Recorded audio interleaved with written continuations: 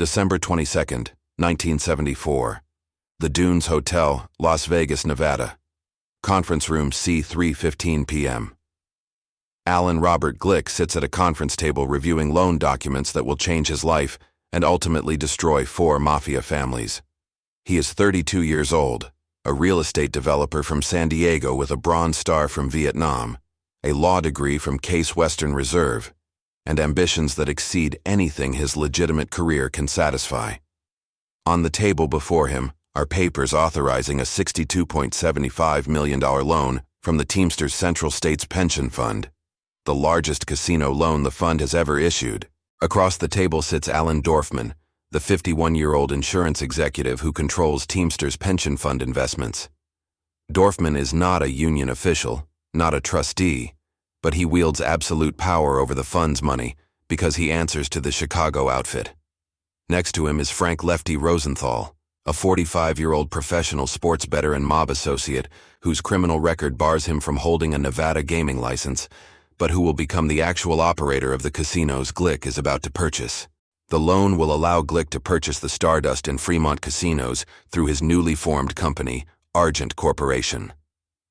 The Stardust is one of Las Vegas's largest properties, 1,500 rooms, the biggest casino floor in the city, a sports book that processes millions in wagers annually. The Fremont is smaller but profitable, a downtown property with steady revenue. Together they represent a casino empire worth far more than the loan amount. On paper, this is a legitimate business transaction. In reality, it is a mob takeover disguised as a real estate deal. Glick understands what he is agreeing to. The $62.75 million loan comes with conditions that have nothing to do with interest rates or repayment schedules. He will hold the gaming licenses. He will appear before Nevada regulators as the owner. But the casinos will be controlled by men representing 4 families: Chicago, Kansas City, Milwaukee, and Cleveland. Frank Rosenthal will manage operations under various titles that obscure his actual authority. The profits, the unreported profits stolen before revenue is officially counted, will be distributed to bosses who are investing through the corrupt pension fund. This arrangement is not negotiable. Glick receives the money he needs to acquire properties he could never afford through legitimate financing. In exchange, he becomes a frontman, a name on licenses, a face for regulators while others control his casinos and extract wealth that will never appear on tax returns.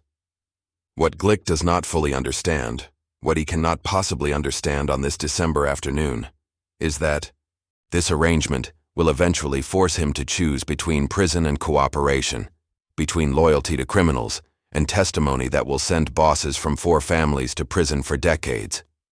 The decision he makes 5 years from now, when federal prosecutors offer him immunity in exchange for testimony, will destroy the most profitable organized crime operation in American history. But today, December 22nd, 1974, Alan Glick sees only opportunity. He signs the loan documents. He shakes hands with Dorfman and Rosenthal. He becomes in that moment the owner of a Las Vegas casino empire and a participant in a criminal conspiracy that is already under FBI surveillance. Part 1. The Unlikely Frontman, 1942-1974. Alan Robert Glick is born on January 27, 1942, in Pittsburgh, Pennsylvania, to a middle-class Jewish family. His father operates a small business. His mother is a homemaker. The family is respectable, law-abiding, unremarkable. Young Alan is intelligent, ambitious, athletic. He attends public schools in Pittsburgh, excelling academically and socially. In 1960, Glick enrolls at Ohio State University, studying business administration. He is not extraordinary but solid. B student, involved in campus activities, planning a conventional career in business or law. After graduating in 1964, he enlists in the U.S. Army during the height of the Vietnam War buildup. This decision distinguishes him from many of his generation who seek deferments or flee to Canada. Glick serves as an officer in Vietnam, earning a Bronze Star for meritorious service in 1966. After his discharge in 1967, Glick uses the GI Bill to attend Case Western Reserve University School of Law in Cleveland.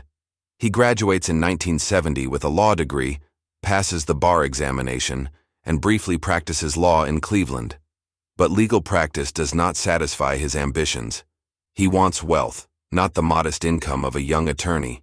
He wants to build something, not merely provide services to others. In 1971, Glick moves to San Diego and enters real estate development. He begins with small projects, apartment complexes, small commercial buildings, financed through conventional bank loans. He is competent, hard-working, and modestly successful. He develops properties that generate steady returns. He establishes relationships with lenders, contractors, and investors. He builds a reputation as a solid, if unspectacular, developer. But Glick wants more. He observes that the most profitable real estate projects in Southern California are large-scale developments requiring capital beyond what conventional lenders provide. The developers who achieve extraordinary wealth are those who can access massive financing, who can undertake projects that smaller operators cannot attempt.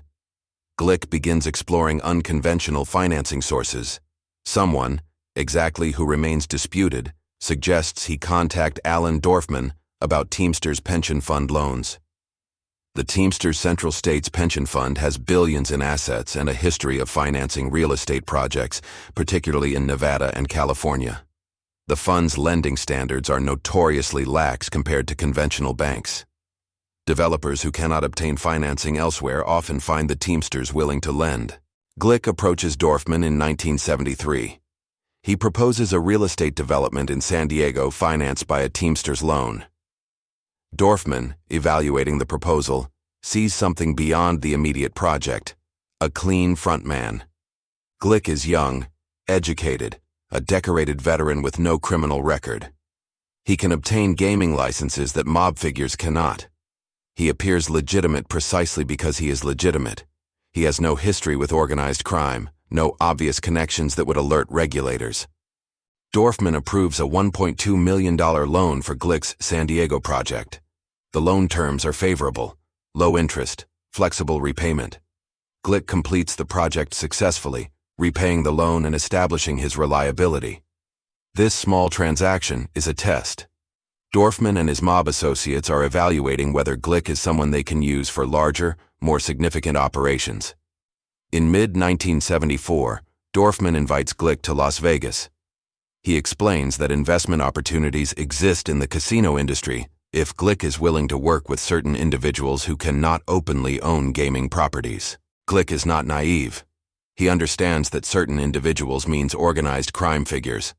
But he is ambitious, eager for the wealth and power that controlling Las Vegas casinos would provide. He agrees to explore possibilities. The properties available are the Stardust and Fremont casinos. The Stardust is one of Las Vegas's iconic properties, opened in 1958, expanded throughout the 1960s to become the Strip's largest casino. It features 1,552 hotel rooms, a massive casino floor with hundreds of table games and slot machines, multiple restaurants, a theater, and the city's most successful sportsbook operation. The Fremont is a smaller downtown property, older but profitable, with strong local clientele. Both casinos are controlled by mob interests, but require a clean frontman to hold gaming licenses. Nevada regulators have become increasingly aggressive about investigating casino ownership, denying licenses to anyone with mob connections. The families need someone with Glick's profile: successful businessman, veteran, law degree, no criminal record. Glick negotiates throughout late 1974. He will purchase the Stardust and Fremont for approximately $75 million, financed by a $62.75 million loan from the Teamsters Pension Fund. His personal investment will be minimal, approximately $4 million, much of it borrowed from other sources. In exchange for this financing, he will allow Frank Rosenthal to manage casino operations and will cooperate with arrangements for distributing unreported casino profits to mob bosses in Chicago, Kansas City, Milwaukee, and Cleveland. The Nevada Gaming Control Board reviews Glick's license application in late 1974 and early 1975. Investigators examine his background: military service, positive; law degree, positive; business experience, adequate; financial capacity, appears sufficient given the Teamsters loan; criminal record, none. They interview him extensively. Glick presents himself as a legitimate businessman seeking to enter the casino industry, a veteran who earned his opportunities through service and hard work. The investigators find nothing disqualifying. They approve his gaming license in March 1975. Alan Glick becomes the licensed owner of the Stardust and Fremont casinos. Publicly, he is a young entrepreneur who successfully entered Las Vegas's most competitive industry. Privately, he is a frontman for the most sophisticated organized crime operation in the city's history. Part 2. The Operator. Frank Lefty Rosenthal, 1929–1974. Frank Lawrence Rosenthal is born on June 12, 1929, in Chicago, Illinois, into a middle-class Jewish family. His father is a produce wholesaler. His mother is a homemaker. Young Frank grows up in Chicago's West Side, a neighborhood where Jewish, Italian, and Irish families coexist and sometimes intermarry. He is intelligent, articulate, and from an early age obsessed with gambling. Rosenthal's mathematical abilities are extraordinary. He understands probability, odds calculation, and statistical analysis intuitively. While other children struggle with arithmetic, Rosenthal calculates complex betting scenarios in his head. By age 12, he is handicapping horse races with accuracy that amazes adults. By 15, he is placing bets through older intermediaries, winning far more often than probability suggests a teenage gambler should win. Rosenthal attends high school, but shows little interest in conventional education. He is not a troublemaker, not violent, not involved in the juvenile delinquency common in his neighborhood. He simply finds school irrelevant compared to his passion for sports betting. He drops out before graduating and begins working full-time as a handicapper and bettor, earning money through his analytical skills rather than through conventional employment. By his early 20s, Rosenthal has established himself in Chicago's gambling underworld as an exceptionally talented sports bettor and handicapper. He does not work for bookies. He is an independent operator who places large bets with multiple bookmakers, exploiting inefficiencies in odds setting and using sophisticated analysis that is decades ahead of conventional gambling strategies. He is also willing to fix games through bribery of athletes, a practice that is common but risky in the 1950s. In 1961, Rosenthal is arrested in connection with an attempt to bribe college basketball players at the University of North Carolina. The case involves paying players to shave points, not lose games outright, but win by margins smaller than the point spread, allowing gamblers who bet on the underdog to win. Rosenthal is indicted but never convicted. The case collapses when key witnesses refuse to testify. However, the arrest creates a criminal record that will prevent him from ever holding a Nevada gaming license. Despite this setback, Rosenthal's reputation grows. He is known throughout the gambling world as Lefty, a nickname that refers to his left-handedness, and as one of the most skilled handicappers in America. Sportsbooks fear him because he wins too consistently. Bookmakers limit the size of bets he can place because they recognize his analytical abilities give him edges they cannot overcome.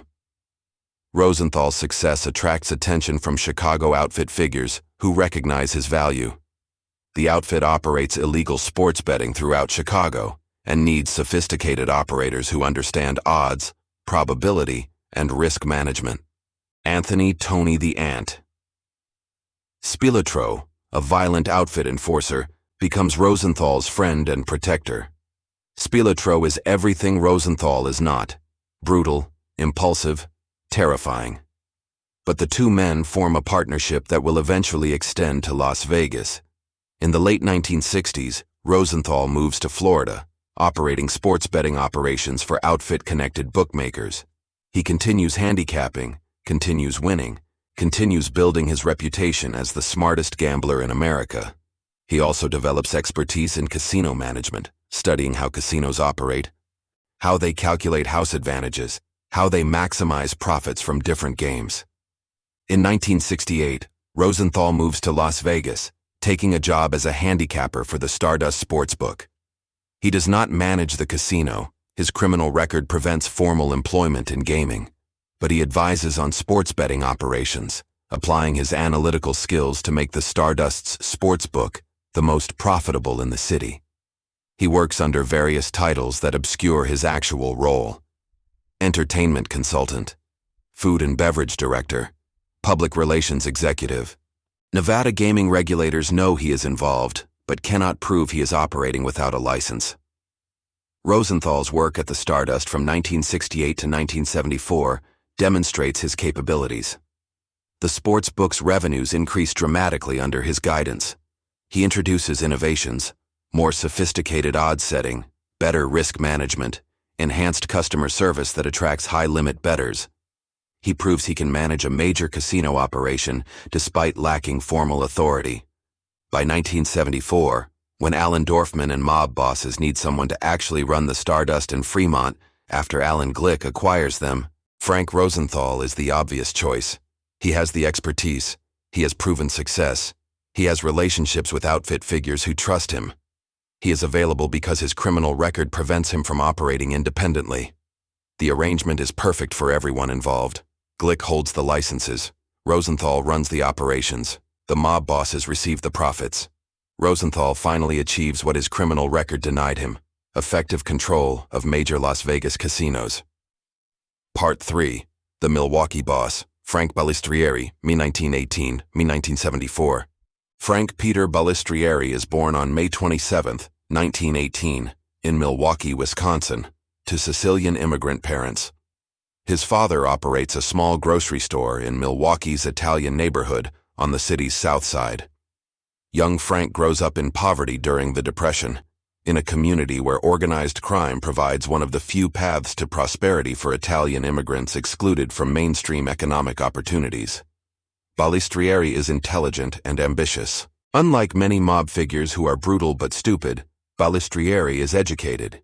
He attends the University of Wisconsin, then Marquette University Law School, graduating in 1941. He passes the bar examination and briefly practices law, but conventional legal practice cannot satisfy his ambitions or provide the wealth he desires. He begins associating with Milwaukee's Italian criminals, providing legal services, and gradually becoming involved in illegal activities. Milwaukee's mafia family is small compared to Chicago or New York. The city lacks the population and economic base to support a large criminal organization. But Milwaukee controls gambling, loan sharking, and vending machine operations throughout Wisconsin. The family is essentially a satellite of the Chicago outfit, operating with Chicago's permission and paying tribute to Chicago bosses. By the 1950s, Balistrieri has become a significant figure in Milwaukee's underworld. He is not a killer. There are no credible allegations that he personally committed murders, but he is ruthless in business dealings, willing to use violence through subordinates, and skilled at evading prosecution despite obvious criminal activities. He operates nightclubs, vending machine companies, and various illegal gambling operations. He maintains the veneer of legitimacy through his law degree and involvement in legitimate businesses. In 1961, Joseph Bonanno, the New York Mafia boss, visits Milwaukee and presides over Frank Balistrieri's formal induction into La Cosa Nostra. Balistrieri takes the blood oath, swearing loyalty to the organization, promising never to betray its secrets. This induction is unusual. Made members are typically inducted by bosses of their own family, not by visiting bosses from other cities. Bonanno's involvement suggests that Milwaukee's family lacks sufficient leadership to conduct its own initiations, requiring outside assistance. Shortly after his induction, Balistrieri assumes leadership of Milwaukee's family. The circumstances of this ascension are murky. Some accounts suggest the previous boss retired, others hint at internal conflicts resolved through Balistrieri's elevation. Regardless, by the early 1960s, Frank Balistrieri is the boss of Milwaukee's mafia family, commanding perhaps 50 made members and several hundred associates. Balistrieri's tenure as boss is characterized by diversification and expansion. He moves beyond traditional rackets like gambling and loan sharking, infiltrating legitimate businesses including vending machine operations, restaurants, and real estate. He establishes connections with Chicago outfit figures, understanding that Milwaukee's survival depends on maintaining good relations with the far more powerful family to the south. He also becomes involved in the corrupt Teamsters Pension Fund operations. Through his connections with Alan Dorfman and Chicago bosses, Balistrieri facilitates loans that benefit mob-connected projects. He receives kickbacks from these loans, generating substantial income for Milwaukee's family. When the opportunity arises in 1974 to invest in Las Vegas casinos through Alan Glick's acquisition of the Stardust and Fremont, Balistrieri enthusiastically supports the venture. Milwaukee's share of the Stardust operation is negotiated with bosses from Chicago, Kansas City, and Cleveland. The exact percentages are determined by each family's contribution to financing the Teamsters loan and their political power within the commission. Milwaukee receives approximately 15 and 20% of the Skim proceeds, less than Kansas City or Chicago, but substantial enough to generate hundreds of thousands of dollars annually in unreported cash. Balistrieri's role in the operation is to receive and distribute Milwaukee's share, to ensure that subordinates who handle money remain disciplined and loyal, and to participate in negotiations when disputes arise about percentages or procedures. He travels to Las Vegas occasionally, meeting with Rosenthal and Glick, reminding them that powerful people are watching, that mistakes will not be tolerated. But Balistrieri makes a critical error in assessing Alan Glick. He views Glick as a frontman who will remain compliant through intimidation and financial incentives. He does not recognize that Glick, unlike made members bound by blood oaths, has no absolute loyalty to the organization. Glick is a businessman who entered this arrangement voluntarily and can exit it through cooperation with federal authorities if the risks become unacceptable. This miscalculation, believing that fear and money can secure loyalty from someone who is not truly part of La Cosa Nostra, will eventually destroy Balistrieri and the entire Skim operation. Part 4. The Machine, 1975-1978. The Stardust and Fremont casinos officially come under Alan Glick's control in May 1975. Argent Corporation, Glick's company, assumes ownership. Gaming licenses are transferred. Nevada regulators approve the transition. Publicly, this is a standard change in casino ownership. Privately, it is the beginning of the most sophisticated organized crime operation in Las Vegas history. Frank Rosenthal is immediately installed in a position of actual authority, despite his lack of formal title. He operates under the designation Entertainment Director, and later, Food and Beverage Manager. Titles that nominally have nothing to do with casino operations, but allow him to maintain an office at the Stardust and make daily decisions about the property. He arrives each morning, reviews overnight gaming revenues, meets with pit bosses and shift managers, makes decisions about table limits and complimentary benefits for high-value customers. Rosenthal's management of the Stardust transforms the property. He applies his analytical expertise to maximize gaming revenues. He adjusts table game rules to increase house advantages slightly without making games so unfavorable that customers avoid them. He reorganizes the casino floor layout to encourage extended play. He improves customer service, recognizing that repeat customers generate more revenue than one-time visitors. He elevates the sportsbook into the most sophisticated betting operation in Nevada, offering more games, better odds, and faster payouts than competitors. Under Rosenthal's management, the Stardust's reported gaming revenues increase from approximately $60 million annually in 1974 to more than $100 million by 1977. The casino becomes extraordinarily profitable. Gaming regulators view this success as evidence that Alan Glick is an effective owner, that his investment is sound, that the property is well managed. What regulators do not see is the Skim.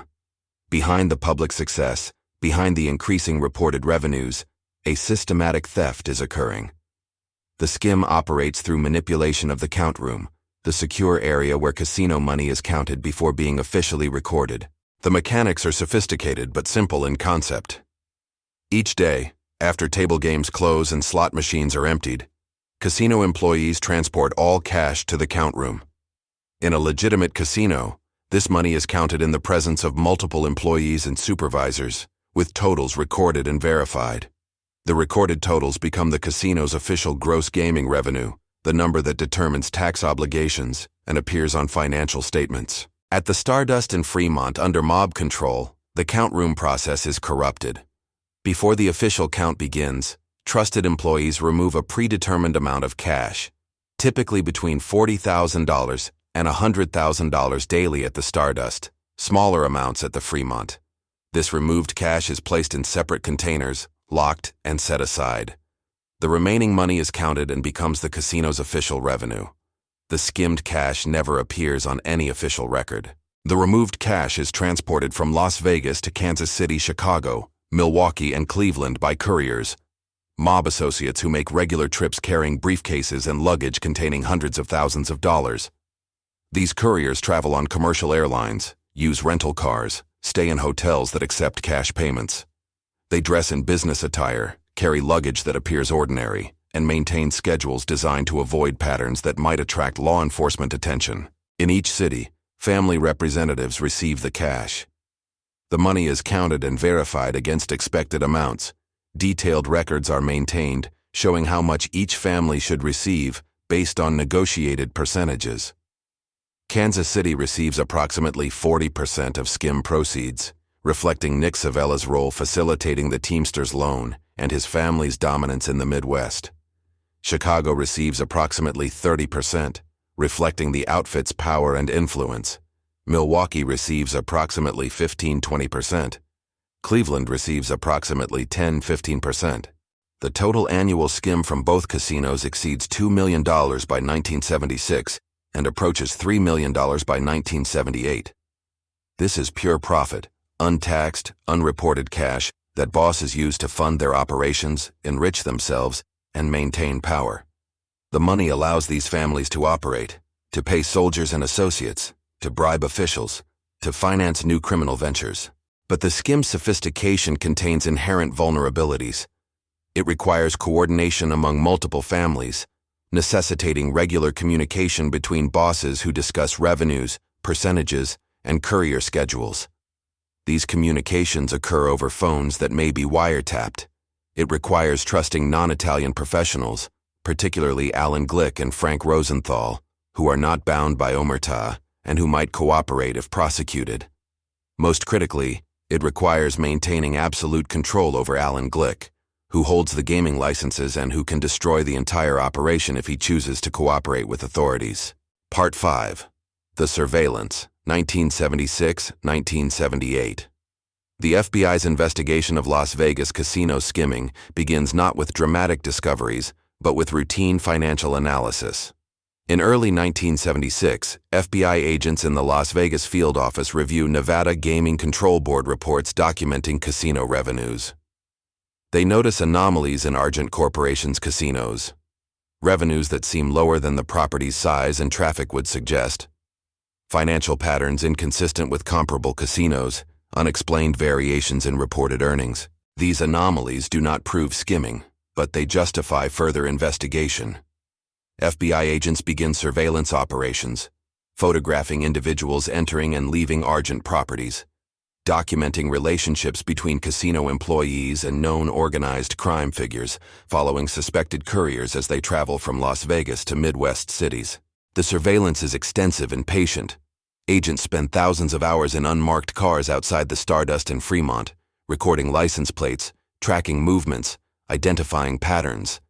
They photograph Frank Rosenthal entering the Stardust each morning despite his lack of official gaming license. They document meetings between Alan Glick and individuals later identified as mob associates. They follow individuals who appear to be transporting something valuable, noting their travel routes from Las Vegas to Kansas City, Chicago, Milwaukee, and Cleveland. Simultaneously, FBI offices in those Midwest cities conduct parallel investigations. Agents install wiretaps on phones used by known mobsters, recording conversations that sometimes reference Las Vegas, casino revenues, and cash distributions. The conversations are usually oblique. Mob figures know phones may be monitored and use coded language, but patterns emerge. Bosses discuss the gold mine, the store, or our investment in ways that clearly reference casino operations. They complain when shipments are delayed or reduced. They discuss percentages and distributions. In Kansas City, FBI agents record conversations between Nick Savella and his associates that explicitly reference Las Vegas. Savella, the Kansas City boss, is cautious but not sufficiently paranoid. He discusses revenues from the store, identified through context as the Stardust, and complaints that amounts received are not meeting expectations. He mentions specific dollar figures that match what surveillance suggests are skim proceeds. These wiretap recordings, combined with surveillance documentation and financial analysis, create a comprehensive picture of a systematic operation involving 4 families coordinating to skim casino revenues, but evidence sufficient for indictment remains elusive. Prosecutors need witnesses who can testify about the skim's mechanics, how money is removed from count rooms, how couriers operate, how distributions occur. They need documents proving that unreported revenue exists and where it flows. Most importantly, they need Alan Glick or Frank Rosenthal to cooperate. Both men possess detailed knowledge of the operation.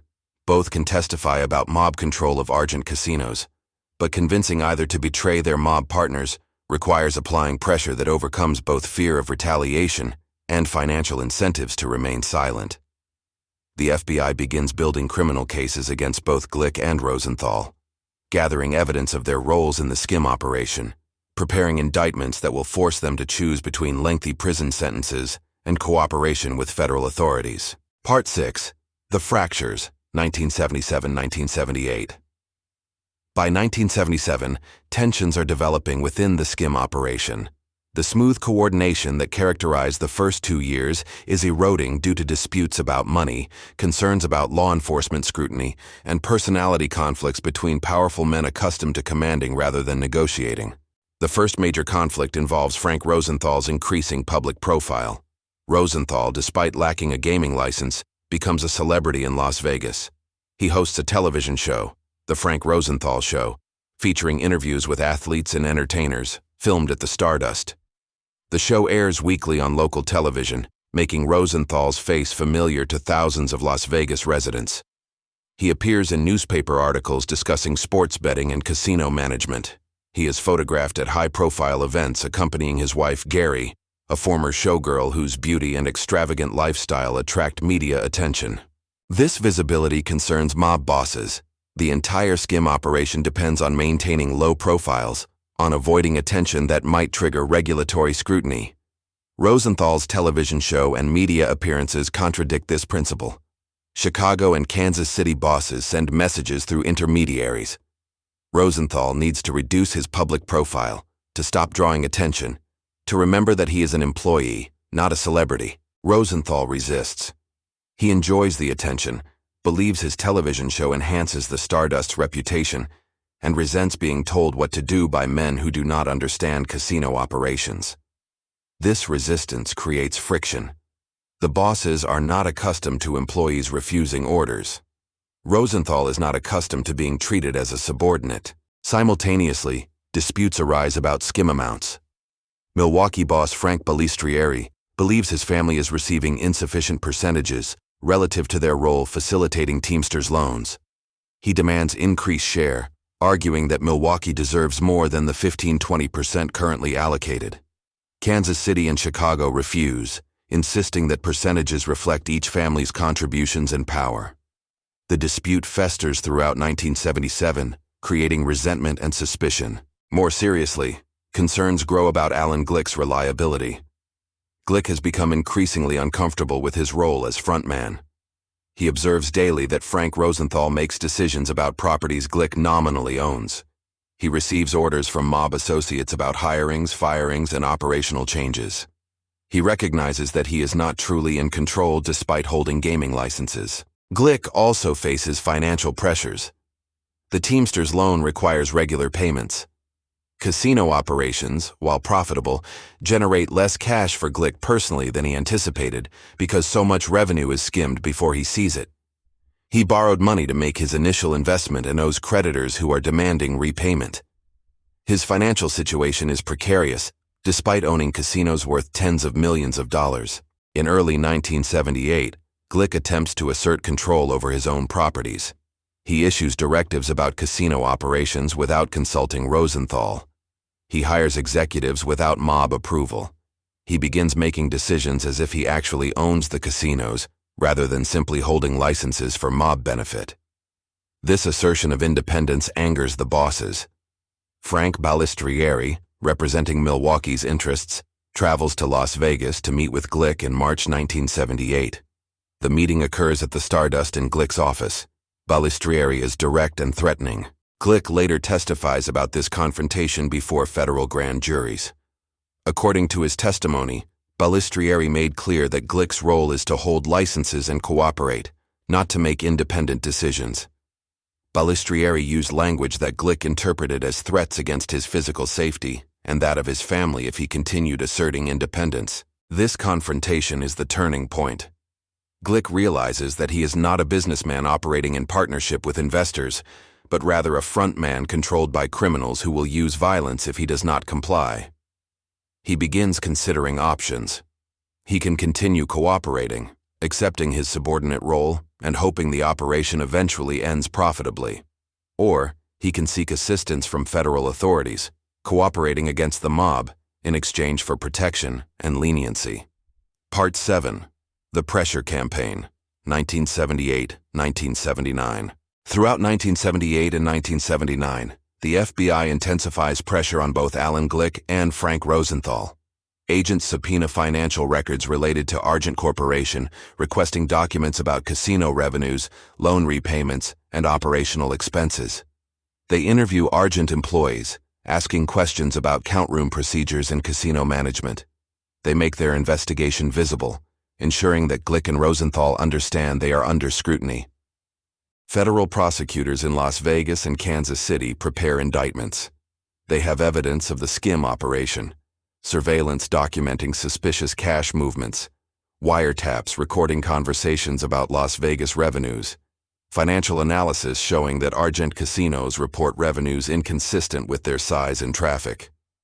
But they need witnesses who can testify about the operation's mechanics, who can explain how the Skim actually functions, who can identify the bosses receiving stolen money. In September 1978, FBI agents approach Alan Glick directly.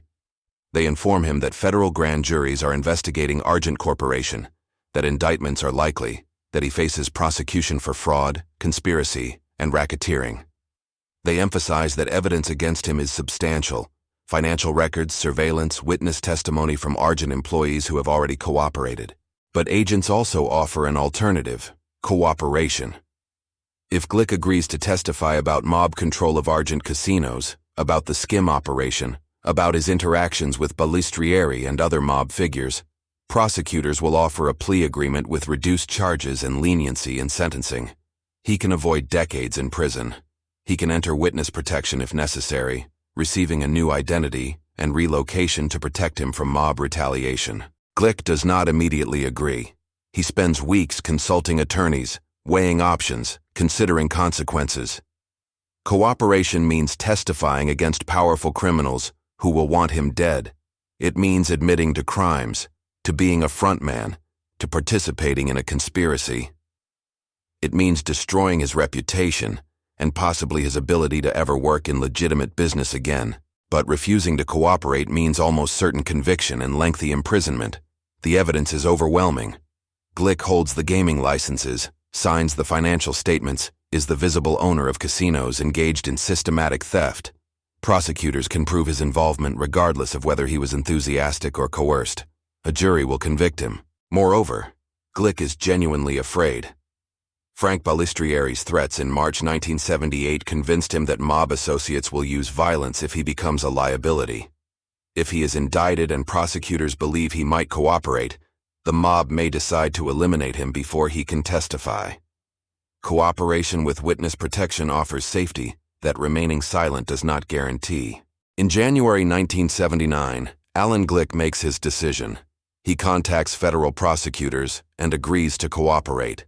He will testify about everything: the Teamsters loan, the arrangement with Dorfman, Frank Rosenthal's actual role managing casinos, Frank Balistrieri's threats, the Skim operations mechanics.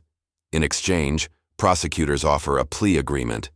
Glick pleads guilty to reduced charges, conspiracy, and filing false financial statements, and receives a sentence of probation rather than prison time.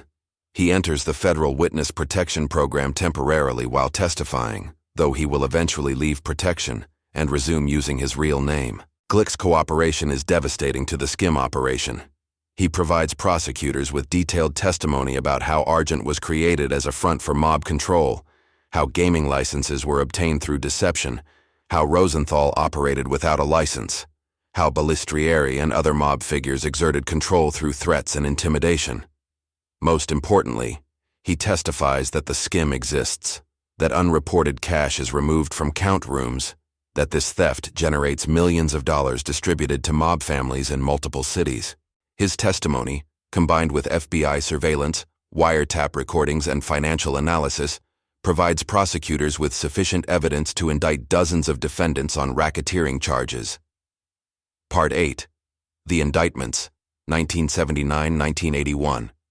Based on Alan Glick's cooperation and evidence gathered through years of investigation, federal prosecutors begin preparing comprehensive RICO indictments against mob figures involved in the Skim operation. RICO, the Racketeer-Influenced and Corrupt Organizations Act, enacted in 1970, allows prosecutors to charge entire criminal enterprises rather than individual crimes. If prosecutors can prove that an organization exists for criminal purposes and that defendants are members or associates, they can seek enhanced sentences and asset forfeiture. The casino Skim cases are ideal RICO prosecutions. Glick testifies that 4 families coordinated the Skim operation, that bosses from each family negotiated percentages and resolved disputes, that couriers transported cash according to schedules established by mob leadership. Wiretap recordings corroborate his testimony, capturing conversations about Las Vegas revenues and cash distributions. Financial analysis demonstrates that Argent casinos reported revenues inconsistent with their actual earnings, suggesting systematic underreporting. On October 13, 1981, federal grand juries in Kansas City and Las Vegas return indictments against multiple defendants. The indictments charge leaders and associates of 4 families with racketeering, interstate transportation of stolen property, and conspiracy to defraud the United States through tax evasion. Kansas City defendants include Nick Savella, boss and who dies before trial in March 1983, his brother Carl Corky Savella, underboss, Carl Tuffy DeLuna, enforcer, and several associates involved in receiving Skim proceeds and coordinating courier operations. Chicago defendants include Joseph Joey Doves Iupa, boss, John Jackie the Lackey, Cerrone, underboss, Joseph Joe Batters Lombardo, capo, and Angelo La Pietra, capo. All are charged with receiving Skim proceeds and operating an illegal enterprise. Alan Dorfman, the Teamsters insurance executive who facilitated the original loan, is also indicted. Milwaukee defendants include Frank Balistrieri, boss, his sons Joseph and John Balistrieri, and several associates. Frank Balistrieri is charged with racketeering, receiving Skim proceeds, and using interstate commerce to threaten Alan Glick in March 1978. Cleveland defendants include James Blackie Licavoli, boss, Angelo Big Ange Leonardo, underboss, and multiple associates, all charged with receiving Skim proceeds and participating in a criminal enterprise. The indictments are unprecedented in their coordination and scope. Federal prosecutors in Kansas City, Las Vegas, Chicago, Milwaukee, and Cleveland have worked together for months, sharing evidence, coordinating charges, ensuring that defendants from all 4 families are indicted simultaneously. This coordination prevents any family from escaping prosecution or warning others. The entire leadership of 4 mafia families is indicted on the same day, charged with participating in the same criminal conspiracy. The indictments also charge several individuals directly involved in Skim operations at the casinos. Count room supervisors who removed cash before official counts, couriers who transported money to Midwest cities, casino executives who facilitated the fraud. These lower-level defendants face pressure to cooperate, to provide additional testimony that will strengthen cases against bosses. Frank Rosenthal is named as an unindicted co-conspirator. Prosecutors have extensive evidence of his role managing Argent casinos without a license and overseeing Skim operations. However, they decide not to indict him, calculating that his testimony would be valuable if he cooperates. Rosenthal refuses to cooperate, invoking his Fifth Amendment rights when subpoenaed before grand juries. But without formal charges, he cannot be compelled to testify at trial. and prosecutors have sufficient evidence from Glick and other witnesses that Rosenthal's testimony is not essential. Alan Dorfman is indicted separately in Chicago for conspiracy and fraud related to the Teamsters loan. Dorfman faces trial in early 1983. On January 20, 1983, while the case is proceeding, Dorfman is murdered in a hotel parking lot in Lincolnwood, Illinois. He is shot multiple times at close range by unknown gunmen. The murder is never solved, but law enforcement believes it was ordered by mob bosses who feared Dorfman might cooperate to avoid conviction and lengthy imprisonment. His death eliminates a crucial witness, but does not derail prosecutions. By this point, prosecutors have Glick's testimony and extensive physical evidence that does not depend on Dorfman. Part 9. The Trials, 1982-1984.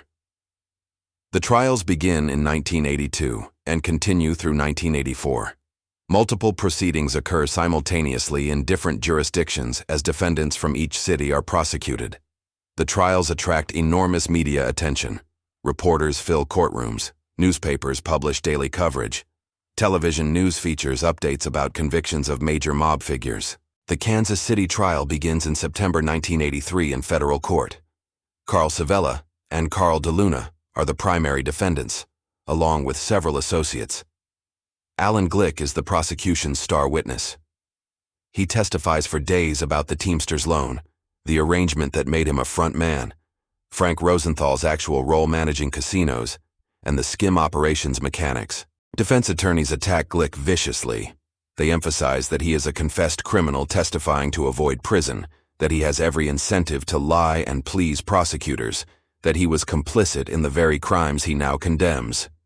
They suggest he is fabricating mob involvement to shift blame from his own incompetent management. They point out inconsistencies in his various statements to FBI agents and grand juries. But Glick's testimony is corroborated by substantial evidence. Wiretap recordings capture Nick Savella discussing Las Vegas revenues in terms that match Glick's description of the Skim. Surveillance photographs document meetings between Glick and mob figures. Financial analysis of Argent Corporation's records reveals patterns consistent with systematic underreporting of revenues. Former Argent employees testify about count room procedures that allowed cash to be removed before official recording. The jury deliberates for 3 days before returning guilty verdicts on multiple counts.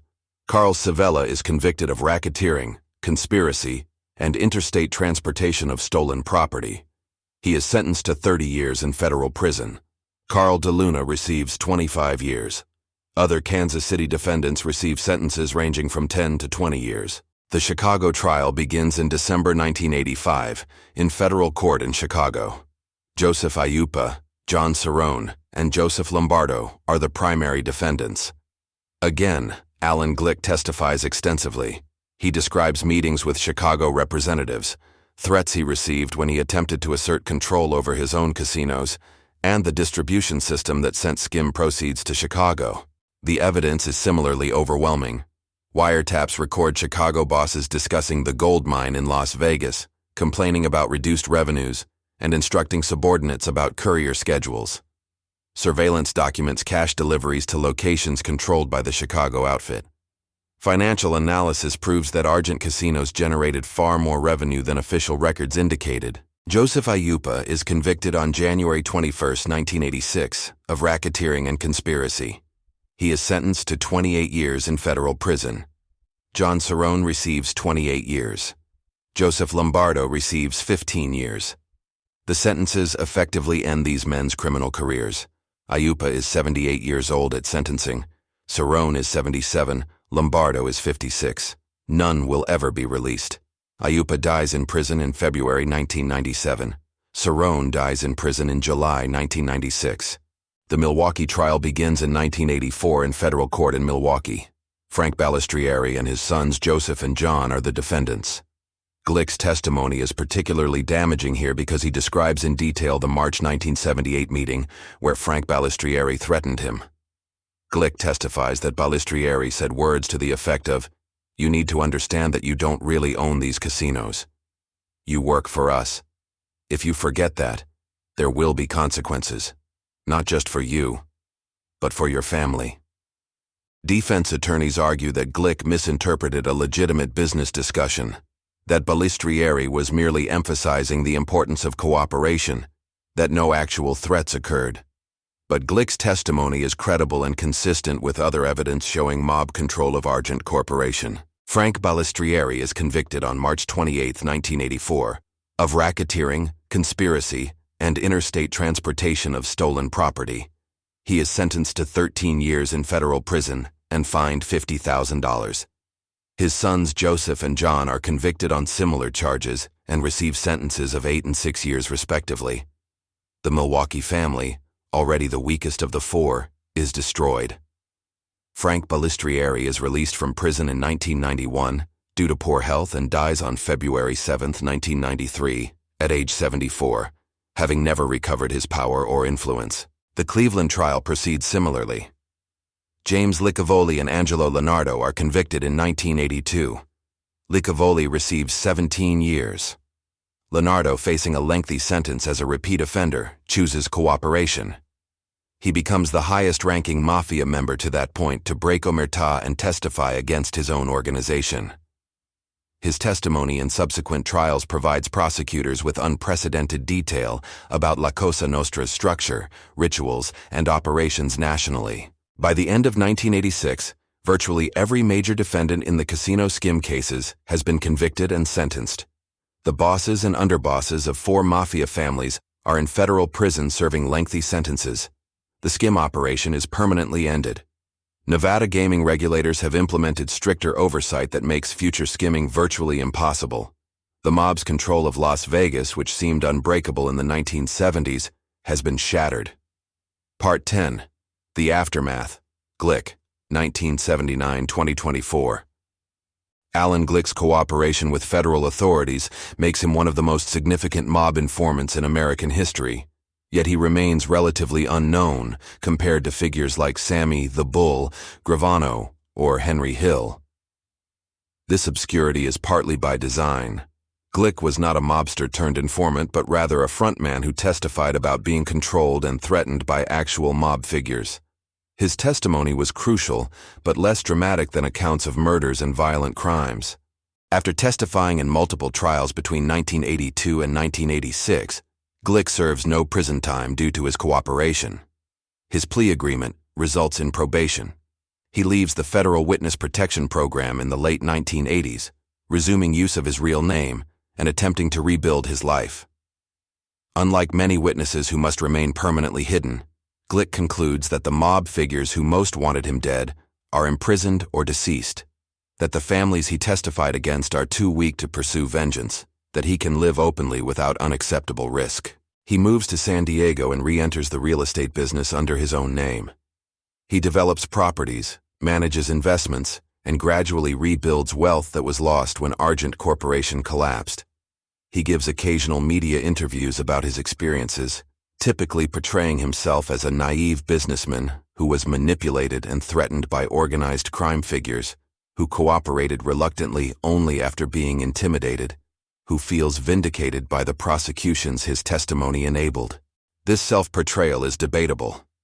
Glick was not an innocent victim. He entered the arrangement with the Teamsters and mob figures voluntarily, motivated by ambition and the opportunity to control Las Vegas casinos. He understood from the beginning that his partners were criminals, that the financing was corrupt, that he was serving as a frontman. His cooperation, while valuable to prosecutors, was motivated by self-preservation rather than moral awakening. He chose testimony over prison, cooperation over loyalty, not because he suddenly recognized the mob as evil, but because federal prosecutors left him no viable alternative. Nevertheless, Glick's testimony was truthful and comprehensive. He did not fabricate evidence or exaggerate mob control. His descriptions of the skim operations mechanics, of Balistrieri's threats, of Rosenthal's actual authority, were accurate and corroborated by other evidence. Without his testimony, prosecuting the bosses would have been far more difficult. The convictions that destroyed 4 families depended substantially on Glick's willingness to testify, despite threats and despite knowing that his reputation would be permanently damaged. Glick dies on January 3, 2024, at age 81 in San Diego. His obituaries mention his ownership of Las Vegas casinos and his role as a witness in major organized crime trials, but they focus primarily on his subsequent real estate career and his family. He lives long enough to see the complete destruction of the organizations he testified against, to witness the transformation of Las Vegas from a mob-controlled city to a corporate-controlled city, to understand that his testimony contributed to one of the most significant victories in the FBI's war against organized crime. Part 11. The Aftermath. Rosenthal, 1979-2008. Frank Lefty. Rosenthal's fate is more complex than Alan Glick's. Rosenthal never testifies, never cooperates, never admits to crimes. He maintains until his death that he was simply a casino manager, that allegations of mob control are false, that he operated within Nevada law despite lacking a gaming license. In 1976, Nevada gaming regulators formally deny Rosenthal's application for a gaming license, citing his 1961 arrest for attempted bribery and his associations with known organized crime figures. Rosenthal appeals this denial through multiple legal proceedings, arguing that the 1961 case did not result in conviction, that associations alone should not disqualify him, that he has demonstrated competence managing casino operations. His appeals are rejected at every level. In 1981, the Nevada Supreme Court upholds the denial, ruling that gaming regulators have broad discretion to deny licenses based on character concerns and associations. This ruling forces Rosenthal to cease any official involvement in Argent Corporation. He leaves Las Vegas in 1981, moving to Florida where he lives for the rest of his life. He continues sports betting, remains active in gambling circles, and maintains his reputation as one of the most skilled handicappers in America. He hosts occasional gambling radio shows and appears on television programs discussing sports betting. On October 4, 1982, while Rosenthal is living in Florida, someone attempts to murder him with a car bomb. Rosenthal enters his Cadillac Eldorado in the parking lot of Tony Roma's restaurant in Miami. When he starts the ignition, a bomb planted beneath the vehicle explodes. The explosion is powerful enough to destroy the car and would normally be fatal. But Rosenthal survives, protected by a metal plate that happened to be installed beneath the driver's seat as part of the vehicle's design. The plate deflects the explosion's force downward rather than upward, saving his life though causing serious injuries. The bombing is never officially solved, but law enforcement believes it was ordered by Chicago outfit figures who blamed Rosenthal for the Skim operation's exposure and believed he might eventually cooperate with federal authorities. The timing supports this theory. The bombing occurs while trials are ongoing, when mob bosses are desperate to prevent additional witnesses from testifying. Rosenthal's survival despite the sophisticated assassination attempt becomes part of his legend, reinforcing his reputation as someone who cannot be killed. Rosenthal never discusses the bombing in detail, never accuses specific individuals, never provides information to investigators. He maintains his silence, adhering to street codes even though he was never a made member of La Cosa Nostra. This silence earns him grudging respect even from law enforcement. Whatever else Rosenthal is, he is not a rat. He lives in Florida until his death on October 13, 2008, at age 79 from a heart attack. His story becomes the basis for the character Sam Ace Rothstein in Martin Scorsese's 1995 film Casino, portrayed by Robert De Niro. The film takes significant dramatic liberties, but it accurately depicts Rosenthal's brilliance as a casino operator, his relationship with Chicago mob figures, and his survival of the car bombing. Rosenthal's legacy is as a criminal genius who built a casino empire despite being barred from holding a gaming license, who generated millions in profits for mob families through the Skim, who survived assassination attempts and federal prosecution, and who never betrayed his partners despite having every incentive to cooperate. He was not a mobster in the traditional sense. He was not violent, not inducted into La Cosa Nostra, not someone who commanded soldiers or territory. But he was essential to organized crime's greatest gambling operation, and his expertise transformed the Skim from a crude theft into a sophisticated financial enterprise. Part 12. The Aftermath. Balistrieri, 1984-1993. Frank Balistrieri's fate is perhaps the most tragic of the three central figures. He is convicted in 1984, sentenced to 13 years in federal prison, and enters the federal correctional system at age 65. He has been Milwaukee's mob boss for more than 20 years, has operated with apparent impunity for decades, has accumulated substantial wealth through illegal and quasi-legal activities. Now he faces the prospect of dying in prison, his organization destroyed, his sons also imprisoned, his lifetime of power and influence ended by testimony from a frontman. He believed he could control through threats. Balistrieri maintains his innocence throughout his imprisonment. He claims he is a legitimate businessman, that his nightclub operations and vending machine companies are legal enterprises, that allegations of mob control over Las Vegas casinos are fabrications by prosecutors seeking high-profile convictions. This denial is consistent with his entire career.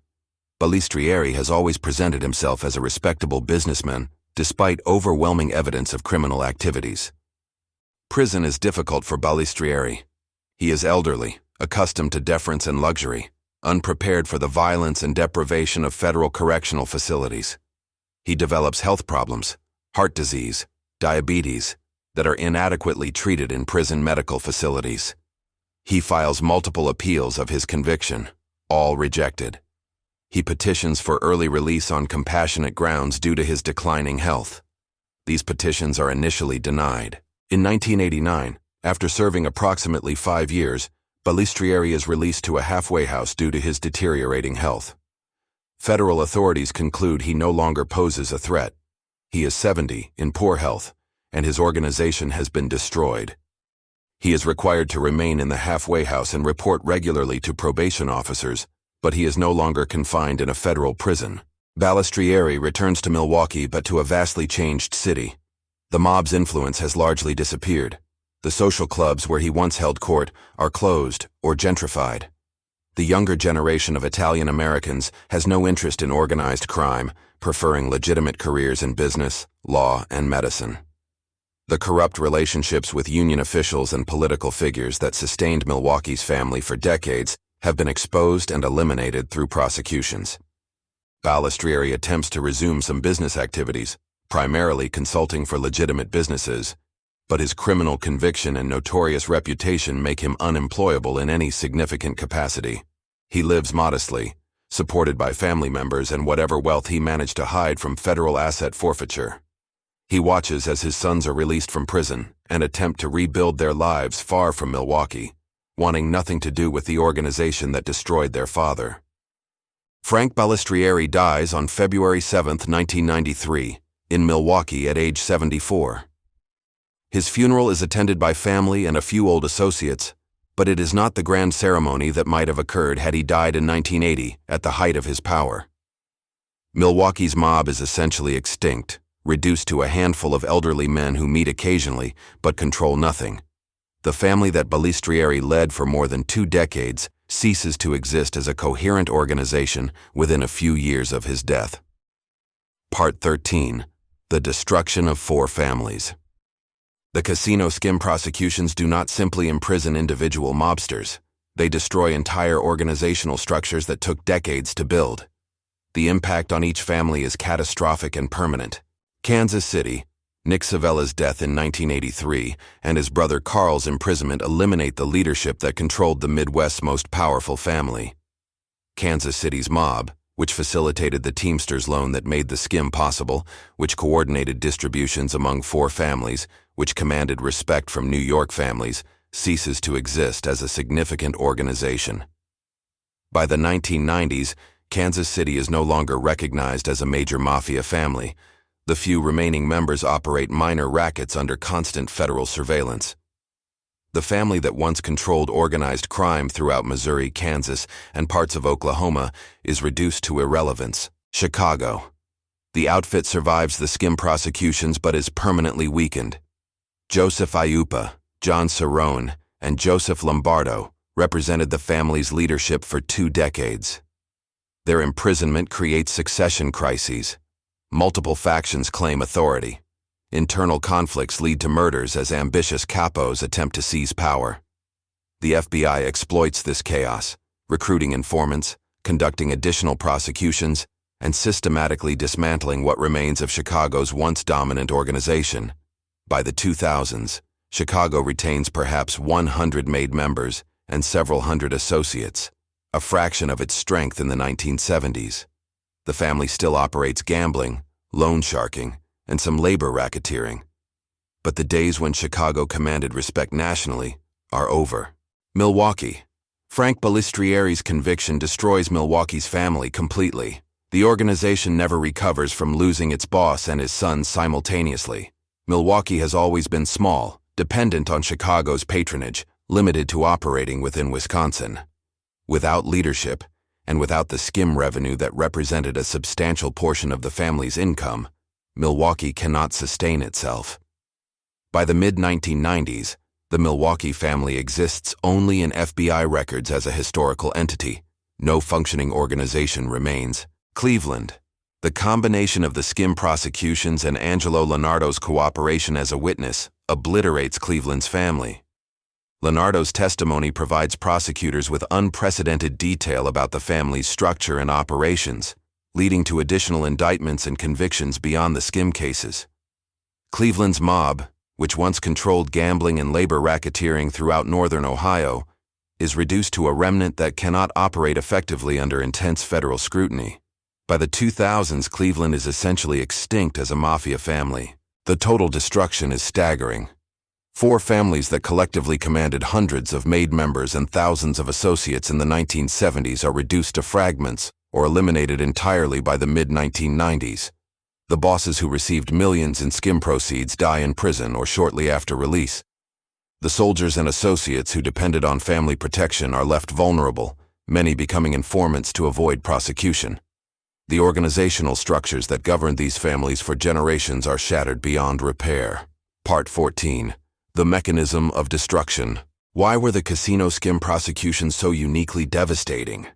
Other RICO cases in the 1980s and 1990s convicted mob bosses and damaged families, but few prosecutions produced the complete organizational destruction that resulted from the skim cases. Several factors explain this exceptional impact. First, the skim cases simultaneously targeted 4 families rather than 1.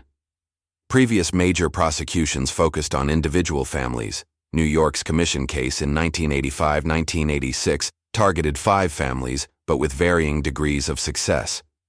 The skim cases indicted the leadership of Kansas City, Chicago, Milwaukee, and Cleveland at the same time, preventing any family from warning others or adapting to prosecution strategies.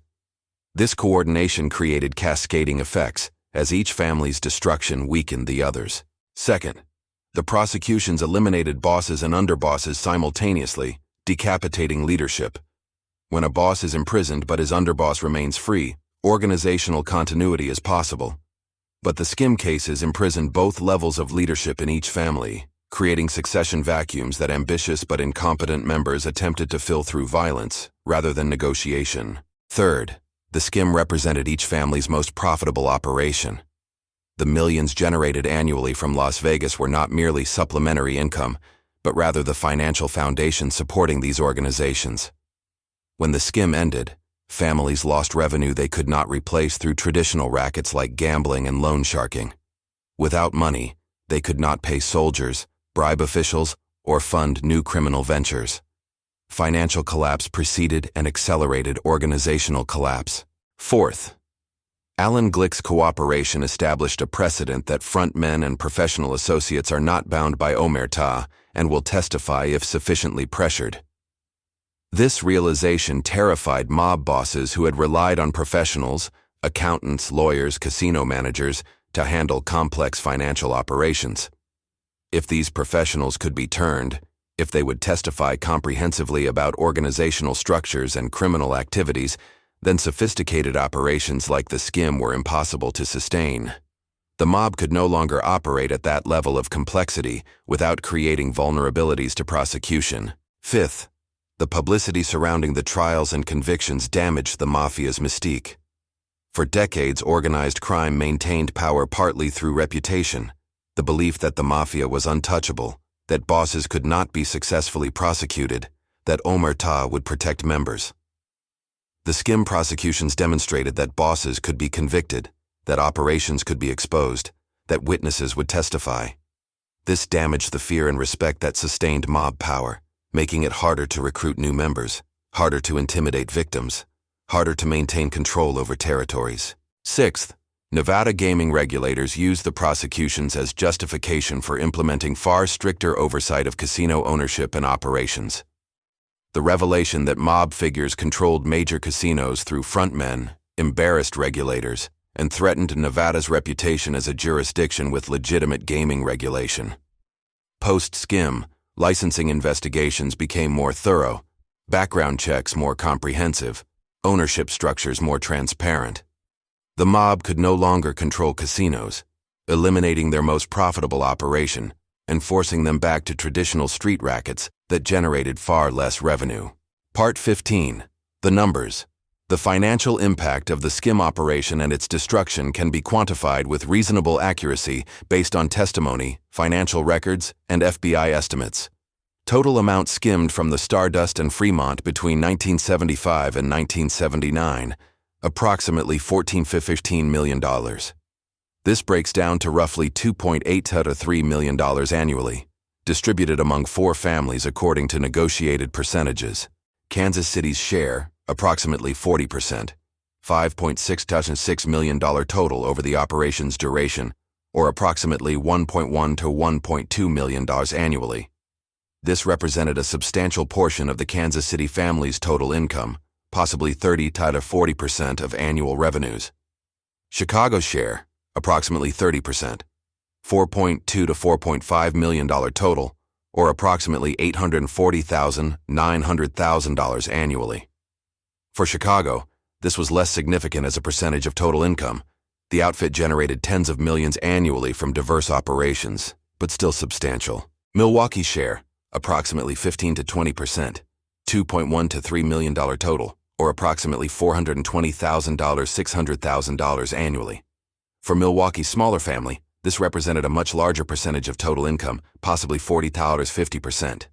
Cleveland's share, approximately 10 to 15%, $1.4 to $2.25 million total, or approximately $280,000 to $450,000 annually. Again, for a smaller family, this was a significant revenue stream. Legal costs of defending against the Skim prosecutions. Each family spent millions on legal representation. Frank Balistrieri's defense alone likely cost several $100,000. Collectively, the 4 families probably spent $10 million on legal fees, money that came from organizations already weakened by loss of Skim revenue. Asset forfeiture. Federal authorities seized properties, businesses, and funds connected to defendants. While exact totals are difficult to determine, asset forfeiture likely reached several $1 million, further depleting families' resources. Lost future revenue. The Skim generated approximately $3 million annually and could have continued indefinitely if not exposed. Over the decade from 1980 to 1990, had the operation continued, it would have generated approximately $30 million. This lost future revenue represents the opportunity cost of the operation's exposure. Money the families would have earned had Alan Glick not cooperated. Prison costs to taxpayers. The defendants received sentences totaling more than 300 years. At an average cost of approximately $25,000 to $35,000 per prisoner annually, 1980s, 1990s federal prison costs. Incarcerating these defendants cost taxpayers several $1 million over the decades they served. The economic impact extends beyond these direct figures. The destruction of 4 families eliminated competition in various illegal markets, allowing other criminal organizations, primarily drug cartels and street gangs, to expand into territories formerly controlled by the Mafia.